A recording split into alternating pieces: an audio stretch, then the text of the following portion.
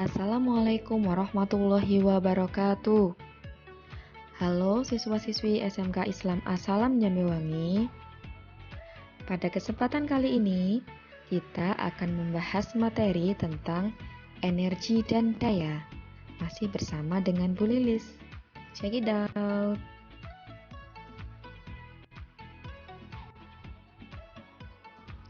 Kalian sering berolahraga kan? Nah, pada saat kalian berolahraga, misalkan berlari atau goes seperti gambar tersebut, apakah yang kalian perlukan agar tubuh kalian kuat tetap berlari atau naik sepeda?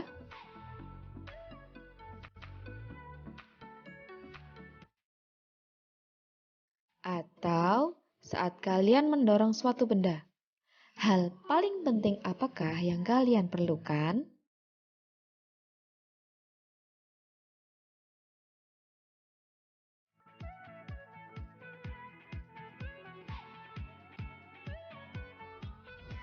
Benar sekali. Untuk beraktivitas atau melakukan kerja, kita memerlukan energi. Nah, apa yang dimaksud dengan energi? Energi adalah kemampuan untuk melakukan usaha atau kemampuan untuk melakukan kerja. Tentunya, kalian tidak akan sanggup berlari atau melakukan kerja. Dalam hal ini disebut dengan usaha jika kalian tidak memiliki energi. Energi bersifat kekal. Artinya, energi tidak dapat diciptakan dan tidak dapat dimusnahkan. Tetapi, energi dapat berubah dari satu bentuk ke bentuk yang lain. Nah, apa saja jenis energi yang kalian ketahui? Silahkan ditulis di buku kalian ya. Yang akan kita bahas kali ini, yang pertama adalah energi kinetik. Apa itu energi kinetik? Energi kinetik adalah energi yang dimiliki oleh benda yang bergerak. Benda bergerak memiliki energi kinetik karena ketika benda bergerak, benda tersebut memiliki kecepatan atau kelajuan. Besarnya energi kinetik ini dipengaruhi oleh massa benda dan kecepatan benda atau kelajuan benda. Secara matematis, besarnya energi kinetik bisa kita rumuskan dengan EK sama dengan setengah kali M kali V kuadrat. Dengan EK artinya energi kinetik yang satuannya joule, kemudian M adalah massa yang satuannya adalah kilogram, dan V adalah kelajuan dengan satuan meter per sekon. Nah, sekarang misalkan kita analogikan. Kita memiliki dua buah benda. Benda satu, bola basket. Terus benda yang kedua adalah bola pingpong. Kalau misalkan bola basket dengan bola pingpong itu dilemparkan ke kita, maka manakah yang akan menghasilkan sakit lebih besar? Tentunya bola basket. Kenapa? Karena bola basket memiliki massa yang besar, sehingga energi kinetiknya juga semakin besar. Nah, sekarang bandingkan. Kalau misalkan kita memiliki benda kecil, peluru. Peluru memiliki massa hanya sekitar 1 ons atau misalkan 100 gram. Peluru kecil itu kalau misalkan kita lemparkan dengan tangan kita, maka tidak ada efeknya bagi tubuh kita. Tetapi kalau misalkan peluru itu dilemparkan melalui senapan sehingga menghasilkan kecepatan tinggi, menyebabkan cedera yang serius, sehingga energi kinetik yang dihasilkan oleh peluru tersebut juga lebih besar. Jadi, bisa kita simpulkan bahwa besarnya energi kinetik itu dipengaruhi oleh massa benda dan kelajuan atau kecepatan. Nah, hubungan energi kinetik dengan usaha. Perhatikan gambar berikut ini. Ada sebuah benda dengan massa M. Balok massa M mula-mula memiliki kelajuan V1. Kemudian, benda tersebut ditarik dengan gaya F, sehingga benda berpindah sejauh delta X. Dan kelajuan benda berubah menjadi V2. Nah, sekarang kita turunkan. F, W sama dengan F dikali S, di mana F adalah M kali A. Berarti W juga berarti M kali A kali S. Sementara pada persamaan gerak lurus kita hasilkan VT kuadrat sama dengan V0 kuadrat plus 2AS. Kalau kita substitusi, maka W sama dengan M kali setengah kali VT kuadrat min V0 kuadrat. Nah, kalau kita substitusi lagi, kita hasilkan W sama dengan setengah M kali VT kuadrat min V0 kuadrat, di mana setengah M VT kuadrat adalah EK2 dan setengah M V0 kuadrat adalah EK1.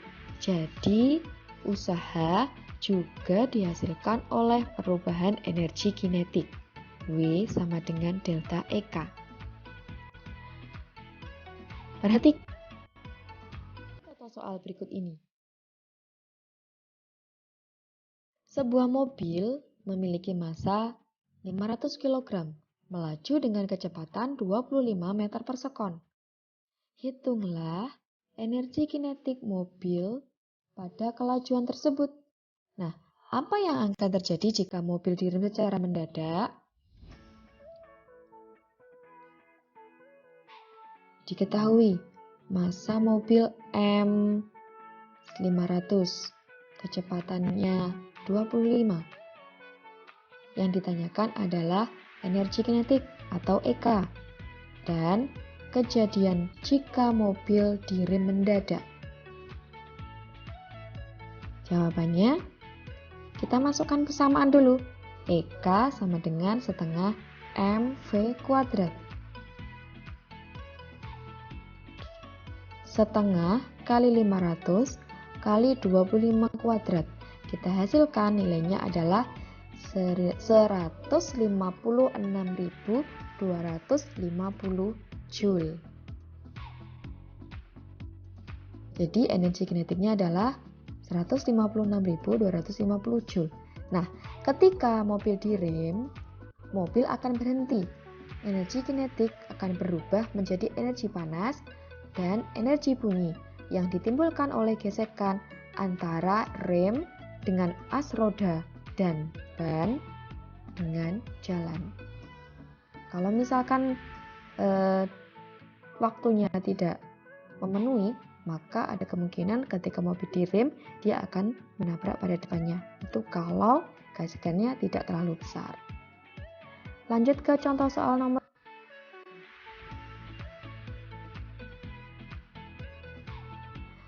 Meja memiliki massa 5 kg, didorong pada permukaan dengan,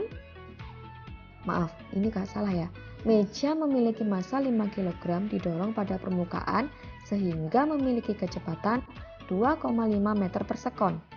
Beberapa waktu kemudian, meja tersebut meluncur dengan kecepatan berubah menjadi 3,5 meter per sekon. Berapakah usaha total yang dikerjakan pada meja selama waktu tersebut? Kita cek dulu yang diketahui. Massa benda 5 kg. Kecepatan awal V1 2,5 meter per sekon. Kecepatan akhirnya 3,5 meter per sekon. Yang ditanyakan, usaha total yang dikerjakan pada benda. Nah, kita jawab. Tadi sudah disebutkan bahwa usaha bisa di energi kinetik. Berarti W sama dengan delta EK. EK2 min EK1. Atau W sama dengan setengah M V2 kuadrat min V1 kuadrat. Kita substitusi nilainya. W sama dengan setengah kali 5 kali 3,5 kuadrat dikurangi 2,5 kuadrat. Ingat ya, dikuadratkan dulu, baru dikurang. Kalau sudah dikurang, baru dikalikan dengan 5 dan dikali dengan setengah. Hasilnya adalah 15 Joule. Jadi, usaha total yang dikenakan pada benda adalah sebesar 15 Joule.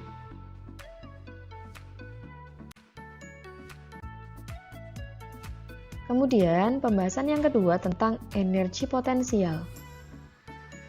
Apa yang dimaksud dengan energi potensial? Energi potensial adalah energi yang dimiliki oleh suatu benda karena kedudukannya atau karena keberadaannya. Energi potensial ini juga disebut dengan energi diam karena benda yang berada dalam keadaan diam pun dapat memiliki energi potensial.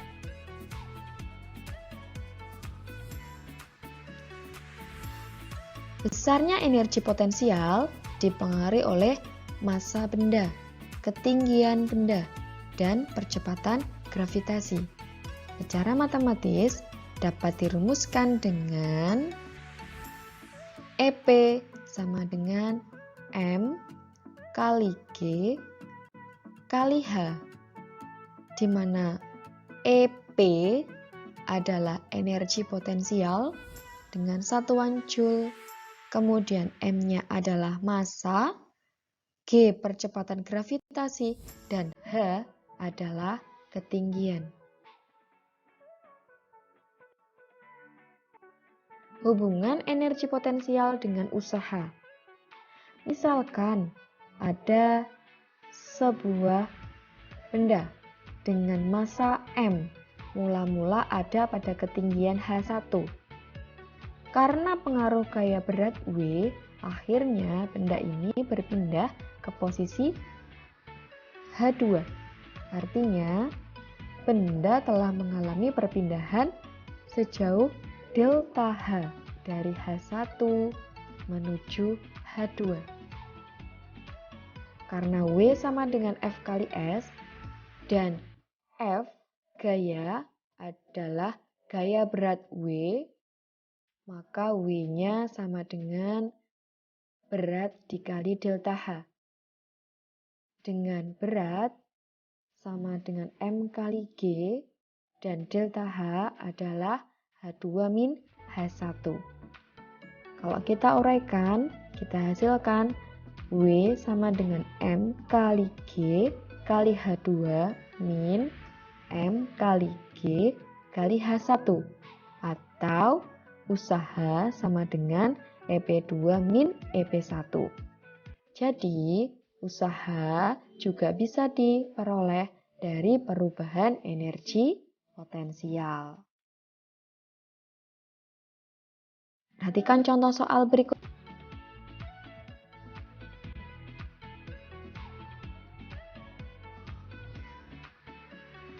Buah mangga yang bermassa setengah kilo tergantung pada tangkainya yang berada pada ketinggian 2 meter di atas tanah. Jika percepatan gravitasi bumi 10 meter per sekon, tentukan besar energi potensial yang dimiliki oleh buah mangga tadi.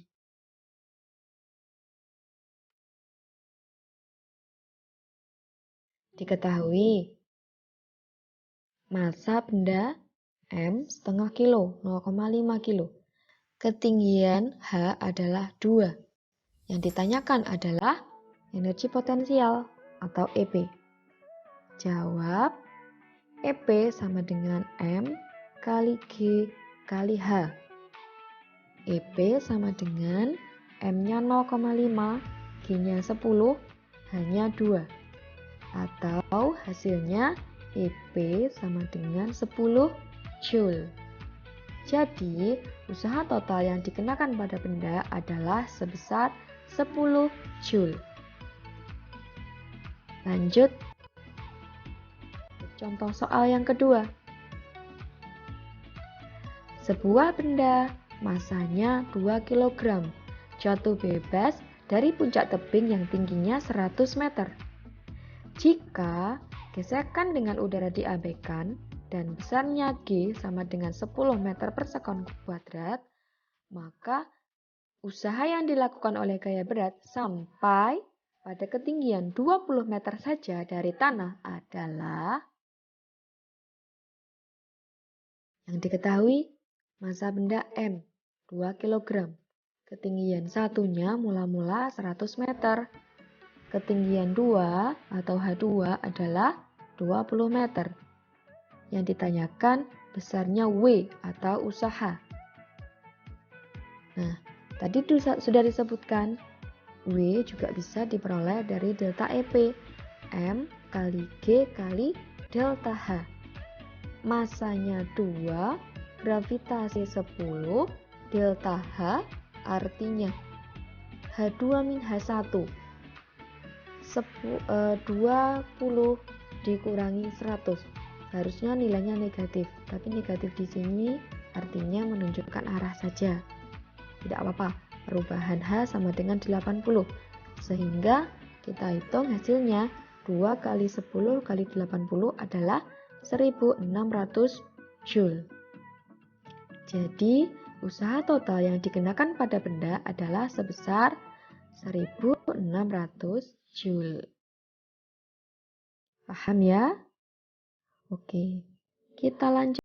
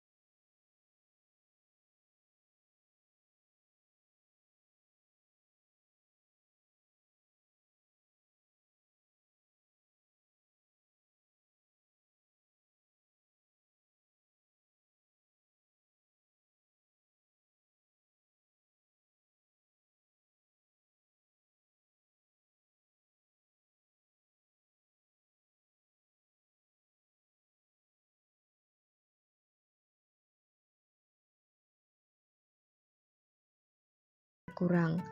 Nah, kalau kita jumlahkan, maka energi mekaniknya bersifat kekal. Energi mekanik bersifat kekal, tidak dapat diciptakan maupun dimusnahkan. Energi hanya dapat berubah dari satu bentuk ke bentuk yang lain.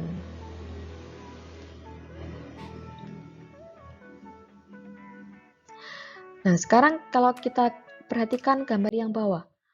Ketika benda berada di atas, EK-nya kecil, sedangkan EP-nya besar. EP besar karena ketinggiannya besar. Saat bergerak turun, ketinggiannya akan berkurang, sehingga nilai EP-nya semakin kecil. Sedangkan EK akan naik, karena benda bergerak ke bawah, semakin ke bawah, kelajuannya semakin besar. Sehingga pada saat berada pada posisi bawah, EK-nya mencapai maksimum, sedangkan EP-nya mencapai minimum. Kemudian pada saat kereta naik lagi, EK-nya bertambah, kemudian EP-nya berkurang. Kalau kita rumuskan, Hukum kekalahan energi mekanik, EM1 sama dengan EM2. EK1 plus EP1 sama dengan EK2 plus EP2.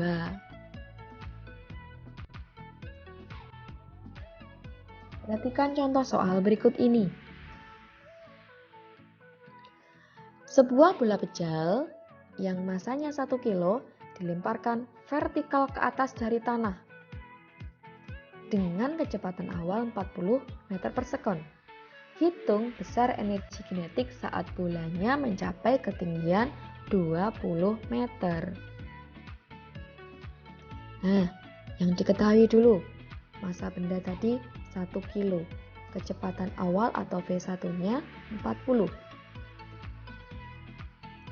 Ketinggian 1, posisi awalnya karena tadi ada keterangan dari tanah, berarti H1-nya sama dengan 0. Kemudian ketinggian kedua, H2, adalah 20 meter. Yang ditanyakan adalah energi kinetik pada posisi 2. Nah, sesuai dengan hukum kekalahan energi mekanik, EK1 plus EP1 sama dengan EK2 plus EP2. Kita substitusi, kita masukkan nilainya setengah MV1 kuadrat. Maaf, typo lagi ya. Ditambah MGH1 sama dengan EK2. Karena yang ditanyakan EK2, maka EK2-nya tidak perlu diuraikan. Ditambah MGH2. Setengah kali 1 kali 40 kuadrat, hasilnya 800. MGH1-nya 0 sama dengan EK2 plus 200, sehingga EK2-nya adalah 600 Joule. Jadi, usaha total yang dikenakan pada benda adalah sebesar 1600 Joule. Nah, sudah paham ya? Tinggal sedikit. Perhatikan gambar berikut ini. Nah, ini ada 5 anak kecil. Mereka berlomba naik tangga. Yang paling gede namanya Bagus. Bagus mengajak Budi. Budi ngajak ketiga adik kembarnya untuk menaiki tangga. Ternyata Bagus sampai di atas lebih cepat dari yang lain. Nah, hal ini dapat dikatakan bahwa daya Bagus lebih besar dari daya Budi maupun ketiga adiknya.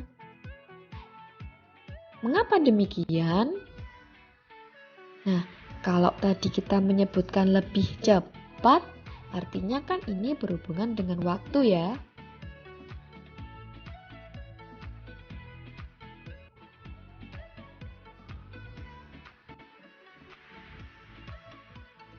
Nah, daya adalah usaha atau energi yang dikeluarkan tiap satuan waktu. Atau bisa kita katakan bahwa daya adalah kecepatan melakukan usaha atau kerja. Semakin sedikit waktu yang dibutuhkan untuk melakukan usaha, artinya kerja atau usaha yang dilakukan juga semakin cepat. Waktunya sedikit artinya semakin cepat atau dayanya semakin besar. Berarti daya berbanding terbalik dengan waktu. Kalau waktunya kecil, dayanya menjadi besar. Secara matematis bisa kita tuliskan dengan P sama dengan W per T. Di mana P artinya daya, W artinya usaha, dan T artinya waktu.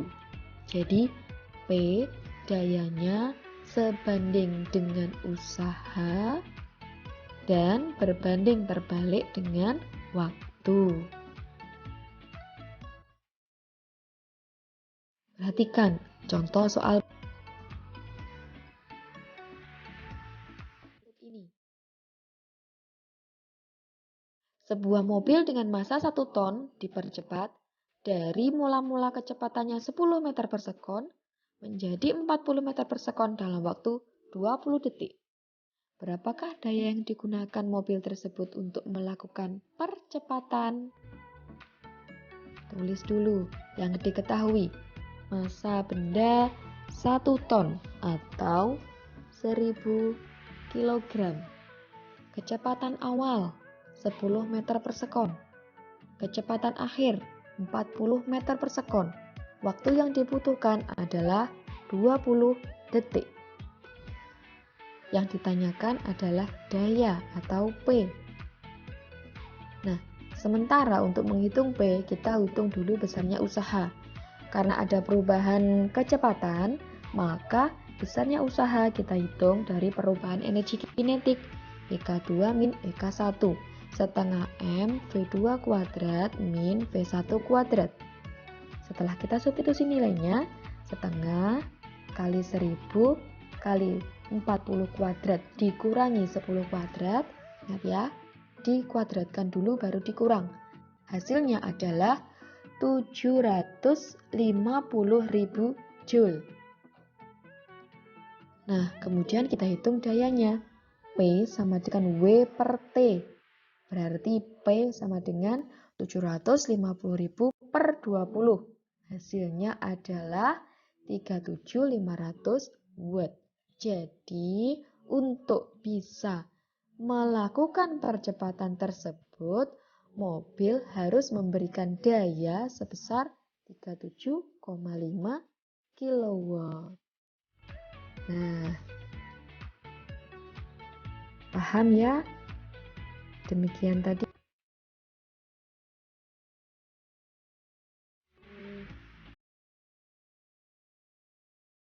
Assalamualaikum warahmatullahi wabarakatuh.